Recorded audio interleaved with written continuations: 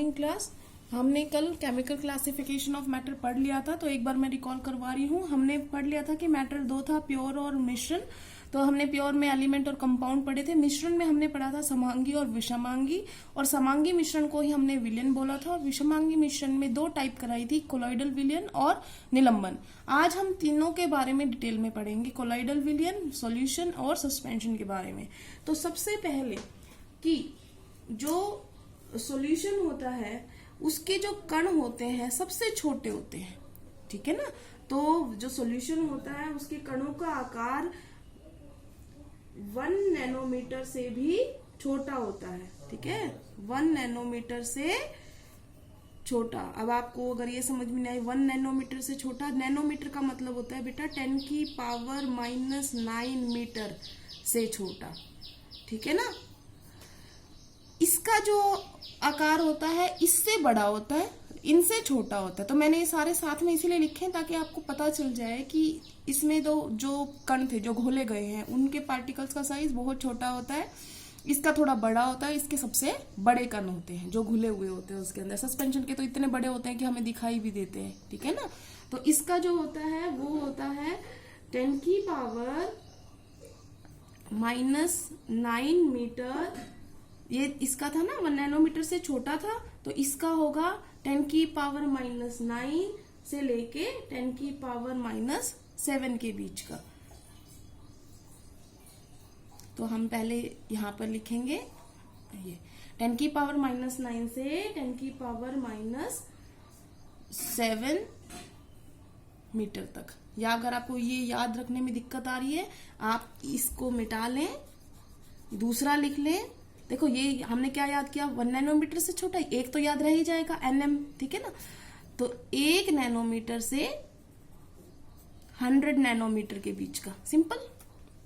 एक याद रखना इसमें, तो एक, इसमें अगला 100 बढ़ गए, 1 नैनोमीटर से 100 नैनोमीटर। इसका 1 नैनोमीटर से छोटा है, ठीक है, इसका 1 नैनोमीटर से 100 नैनोमीटर के बीच में है, और इसका जो है वो 100 से भी ज्यादा है। इसका मतलब 100 नैनोमीटर से भी बड़ा, ठीक है ना।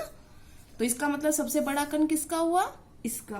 तो आप इसके कणों को नेकेड आई से नहीं देख सकते, ठीक है ना। तो इसके कणों को सूक्ष्मदर्शी से भी नहीं देखा जा सकता, माइक्रोस्कोप से भी आप नहीं देख सकते। तो ना ही आप आंखों से देख सकते हो इनको, ना आप माइक्रोस्कोप की हेल्प से इनको देख सकते हो। इतने छोटे होते हैं इनके कण, नहीं देख सकते, ठीक है। इनके कणों को भी नहीं देखा जा सकता, ठीक है बेटा। ये मैं आपको सिर्फ समझाने के लिए लिख रही हूँ, आपको रिटन मटेरियल मैं अलग से प्रोवाइड कर दूंगी, तो आपको ऐसे क्रॉस लगा के लिखने की जरूरत नहीं है, ठीक है। आप सिर्फ समझ लो कि इनकी कण इतने छोटे थे कि इनको हम आंखों से नहीं देख सकते, इनको भी नहीं देख सकते, और इनको हम देख सकते हैं। पानी में रेत घोला था तो हम इसको देख सकते हैं। तो अगर आपको याद करने में दिक्कत आए तो सबसे पहले आप इनका एक एग्जाम्पल अपने दिमाग में बैठा लो कि जब मैं विलयन की बात कर रही हूँ, तो चलो मैं लिख ही देती हूँ, जब मैं विलयन की बात कर रही हूँ आप पानी में नमक वाला एग्जाम्पल याद करेंगे, या पानी में चीनी वाला एग्जाम्पल, या पानी में ग्लूकोज वाला एग्जाम्पल याद करेंगे, तो वो विलयन होता है, ठीक है ना। तो क्या आप उसको देख सकते हो नमक को घोलने के बाद? नहीं देख सकते। अब आप इसके अंदर आप याद करो मिल्क, दूध। अब आप बताओ दूध के कण क्या आपको दिखाई देते हैं? नहीं देते, ठीक है। अब ये है पानी में रेत, ठीक है, निलंबन। तो अगर ये आपको याद रहेंगे तो फिर आपको ये सारी चीजें समझ में आ जाएंगी। तो क्या पानी में आपको रेत दिखाई देता है? देता है, समझ में आ गया। तो क्योंकि इनका कण सबसे छोटा था नहीं दिखाई देगा, इसका भी थोड़ा छोटा था, इससे बड़ा था लेकिन इससे छोटा है, ये भी हमें नहीं दिखता है, लेकिन इसका इतना बड़ा साइज होता है कि हम इसको देख सकते हैं। तीसरा जो है वो ये है कि अगर हम इसको रख दें, चलो पहले मोटा वाला कर लेते हैं। ये कौन सा टाइप का मिश्रण है? समांगी, होमोजीनियस मिश्रण, होमोजीनियस मिक्सचर। ये कैसा है? आपने टाइप ही लिखी है, कौन सा है ये? विषमांगी मिश्रण। ये भी कौन सा है? विषमांगी मिश्रण, ठीक है। उसके बाद अगला है, देखो अगर हमारे पास कोई कागज है, फिल्टर पेपर होता है, एक कागज होता है, और कागज को फोल्ड करके और उसको छानने के लिए यूज किया जाता है। तो फॉर एग्जाम्पल हमारे पास कोई भी कागज है लिया हमने, रफ पेपर वाला ले लो, और अगर आप उसमें पानी और नमक का घोल छान के देखोगे, क्या नमक ऊपर रह जाएगा? नहीं। तो इसका मतलब फिल्टर पेपर से आप इसके कणों को पृथक नहीं कर सकते। ठीक है ना? कण कौन है? पानी और नमक। तो नमक उसके कण है, उसके कणों को आप पानी से अलग नहीं कर सकते। क्या आप दूध के कणों को अलग कर देते हो? रोज छानती है मम्मी, जब दूध उबालने के रखती है तो क्या वो छन जाते हैं? नहीं छनते ना, सारे के सारे मिले हुए होते हैं। तो इसका मतलब इसको भी फिल्टर पेपर की मदद से हम सेपरेट नहीं कर सकते। ठीक है ना? ये भी निकल जाते हैं उसके अंदर से। अब याद करो, रेत है अगर और आपने कागज रख दिया, पानी वाला रेत, मतलब पानी और रेत का मिश्रण है, तो रेत ऊपर रह जाएगा, पानी निथर के नीचे चला जाएगा। इसका मतलब फिल्टर पेपर की मदद से हम इसको सेपरेट कर सकते हैं, इसके कणों को कर सकते हैं। दूसरा क्या होता है बेटा, एक जो होता है अगर आप इसको रख दो, ठीक है ना, मिश्रण को, समांगी मिश्रण को रख दो, तो क्या इसके कण बैठ जाएंगे? मतलब अगर पानी में नमक घोल के रखा आपने और उसको रखा रहने दो 1 घंटे, तो क्या नमक नीचे बैठ जाएगा? नहीं बैठेगा ना। तो इसका मतलब इसके कण नीचे नहीं बैठते।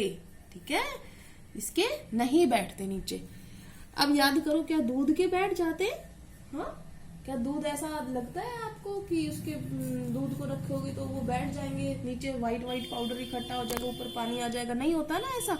इसका मतलब इसका भी नहीं बैठते, इसके भी कण नीचे नहीं बैठते। अब याद करो, आपने रेत घोला हुआ है, क्या रेत नीचे बैठ जाता है? हाँ, रेत नीचे बैठ जाता है। ठीक है, तो हम और इसका और करते हैं एग्जाम्पल कि जब ऐसा कुछ हो कि जब कोई कण अपने आप उनसे सेपरेट हो जाता है, इससे जैसे पानी और नमक अगर सेपरेट नहीं होता, ये भी नहीं होता, लेकिन ये हो जाता है, इसका मतलब ये कैसा है? अस्थाई घोल हो गया, अस्थाई मिश्रण हो गया। स्थाई नहीं है ना, जो चीज अलग हो जाती है थोड़ी देर में, पानी और रेत अलग हो जाता है, तो वो कैसा मिश्रण हुआ? अस्थाई। दोनों अलग अलग हो जाते हैं। ये कैसा है? स्थाई, परमानेंट। ये कैसा है? स्थाई। ये दोनों अलग अलग नहीं होते, इनके कण इसके नीचे बैठ जाते हैं तो रेत अलग हो जाता है, पानी ऊपर रह जाता है। तो इसका मतलब ये कैसा है? अस्थाई, टेम्परेरी। ये परमानेंट और ये परमानेंट। ये इसको बोलते हैं बेटा टेम्परेरी। अब अगली बात करेंगे, तो एक होता है बेटा टिंडल प्रभाव।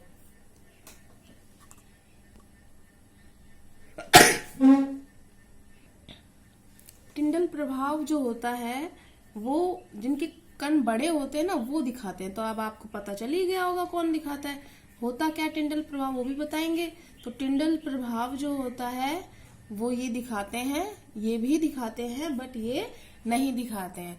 तो टिंडल प्रभाव क्या होता है? जब आप लाइट डालते हो, मान लो ये पानी का ग्लास है नमक वाला, आप ऐसे, कांच का ग्लास है ये, अगर आप ऐसे डालोगे तो लाइट वाला रास्ता क्या दिखेगा आपको कि कहाँ से लाइट जा रही है? नहीं दिखेगा। लेकिन जब आप दूध में डालोगे तो वहां पे लाइट आपको स्कैटर होती हुई दिखाई देती है। तो टिंडल प्रभाव क्या है? Tyndall effect is the scattering of light by the particles. तो इसका मतलब जो लाइट को बिखेर दिया गया है, जो लाइट का रास्ता दिखाई देता है, जैसे कभी कभी आप देखो झाड़ू लगाते हैं और धूप निकल रही हो, कहीं जंगले में से आ रही हो, तो वो पूरा ऐसे दिखाई देता है ना, मान लो ये पोर है, यहाँ से धूप आई है, तो बिल्कुल ये रास्ता दिखाई देता है। तो उसको बोलते हैं हम टिंडल प्रभाव, कि जो इल्यूमिनेट हो गया रास्ता जो आपको दिखाई दे रहा है, कहाँ से लाइट आ रही है, वो होता है टिंडल प्रभाव। That is due to the scattering of light by the colloidal particles. तो ये भी दिखाता है, ये भी दिखाता है, बट ये नहीं दिखाता है। ऑलमोस्ट आपके सारे डिफरेंसेस हो चुके हैं। और बेटा आपके जो इन टेक्स्ट क्वेश्चन थे वो ऑलमोस्ट मैंने साथ साथ ही करा दिए थे। जैसे कि पहला क्वेश्चन था शुद्ध पदार्थ से आप क्या समझते हैं। तो शुद्ध पदार्थ क्या होते हैं? जिनके अंदर एक जैसे कण होते हैं उनको शुद्ध पदार्थ बोलते हैं। 2 आते हैं इसमें, तत्व भी हो सकता है, यौगिक भी। तो उसमें आप कोई भी एग्जाम्पल लिख सकते हो। समांगी और विषमांगी मिश्रण में अंतर आपको पता है। समांगी मिश्रण वो होते हैं जिसमें समान का संगठन होता है, इसके अंदर असमान संगठन होता है। समांगी मिश्रण के अंदर एग्जाम्पल हो गया पानी और नमक, विषमांगी मिश्रण में आप किसी का दूध या पानी और रेत किसी का भी कर दो।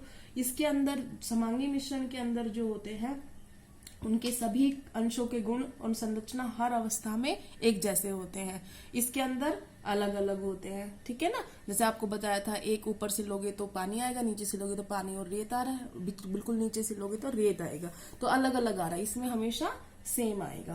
तो ये हो गया अंतर। उससे अगला क्वेश्चन भी समांगी और विषमांगी का है, और उससे अगला है डिफरेंसेस के बारे में। तो आपके 4 क्वेश्चंस आज हमने कर लिए हैं। Thank you class.